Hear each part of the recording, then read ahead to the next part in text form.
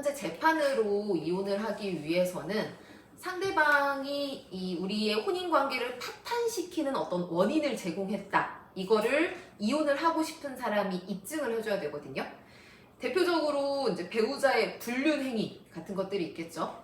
이 배우자의 불륜 행위를 증명하기 위해서는 뭐 내가 말로만 얘기할 수는 없는 것이고 그 증거가 있어야 되는 건데요. 이 증거를 어떻게 찾아야 될까요?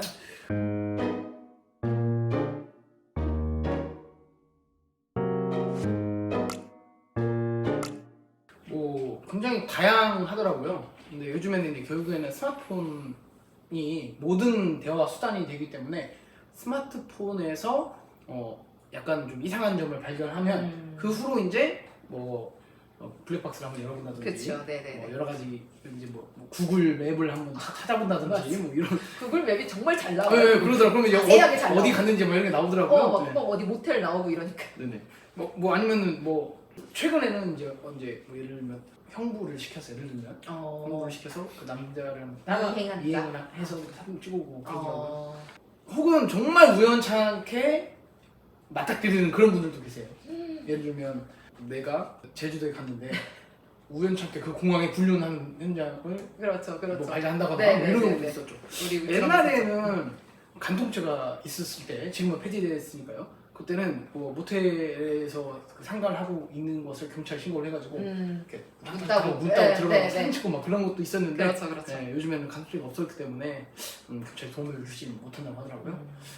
아무튼 이제 지금 얘기가 나오는 이 불륜의 증거를 확보하는 이제 여러 가지 방법 중에 배우자의 대화를 도청한다거나 아니면은 몰래 녹음을 한다거나 이런 것들은 당연히 문제가 되겠죠. 네. 이게 어떤 방식으로 어느 정도로 문제가 되는지를 사례를 통해서 좀 설명을 드리려고 합니다. 이 민사소송에서 예를 들어서 A하고 B가 이제 혼인신고를 한 부부입니다. 그런데 A는 B가 불륜을 저지르고 있다고 의심을 하고 있었어요. 그래서 B가 타고 다니는 차량 내부에다가 몰래 녹음기를 설치를 해서 계속 녹음 상태로 두고 그 대화 녹음된 거를 나중에 확인하는 걸 했습니다. 그랬더니 그 녹음에는 B가 이제 다른 사람 C와 대화를 나누는 내용 중에 B와 C가 이미 성관계를 가지고 있다라는 것을 서로 인정하는 내용의 대화가 담겨 있었습니다. 그러니까 A는 이제 자신의 배우자하고는 이혼 관계를 통해서 이제 정리를 하면 되는 것이고, 그 상간 상대방인 C를 상대로 혼인관계 파탄을 원인으로 하는 손해배상 청구, 위자료를 구하는 손해배상 청구 소송을 걸었는데, 이 C가 이에 대해서 대항한 내용이 나의 대화를 불법적으로 몰래 녹음을 했기 때문에 나도 정신적 충격을 받아서 이것을 손해배상으로 구해야겠다라고 하는 반소를 함께 제기를 했습니다. 근데 법원은 이에 대해서 설령 이게 불륜의 증거를 잡기 위한 불가피한 선택이었다고 하더라도 상대방의 동의를 구하지 않고 타인 간의 대화를 녹음하는 행위 자체가 통신비밀보호법이 금지하고 있는 형사 범죄에 해당하는 사안이기 때문에 이 경우에도 민사상 불법행위에 해당하는 것이 맞고, 이로 인한 정신적 위자료는 배상을 해야 된다라고 판단을 했습니다. 근데 대신에 그 손해액에 있어서는 본소, 그러니까 불륜관계를 원인으로 하는 손해배상 청구에 대해서는 상간 상대방이 그 배우자에게 3천만 원의 위자료를 지급해야 된다라는 걸 인정을 했고, 반대로 불법 녹음한 거에 대한 위자료는 50만 원만 인정을 했던 사안입니다.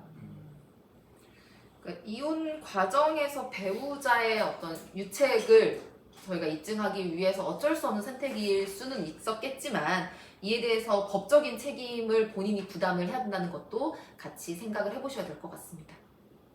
민사 책임뿐만 아니라 형사 책임을 져야 되기 때문에 범죄가 됩니다. 그러니까 전과가 생깁니다. 통신비밀보호법상으로 해서 불법 녹음한 행위에 대해서 심하면은 뭐 징역형이 선고되는 경우, 그러니까 구속이 된다는 거는 과도한 경우에 해당하겠지만 사실 별다르게 과도하지 않고 그 불륜 행위를 적발하기 위한 유일한 수단으로 그 자료가 사용됐고 오로지 불륜을 입증하는 자료로만 사용했음에도 불구하고 굉장히 상당히 무겁게 처벌되는 사례들이 사실 있습니다. 그렇죠. 그러니까 뭐 증거를 찾기 위한 여러 가지 방법이 있고 본인이 생각을 할 때는 뭐 이게 어떤 유일하고 확실한 방법이라고 생각하실 수 있겠으나 그랬을 경우에 본인이 또 감수해야 되는 책임들이 있거든요. 그러니까 가능하면 위법한 방법들은 배제하고 어떤 이제 적법한 방법들로 이 증거들을 잘 찾으셔가지고 소송에서 증거를 제출을 하시는 게 좋을 것 같습니다.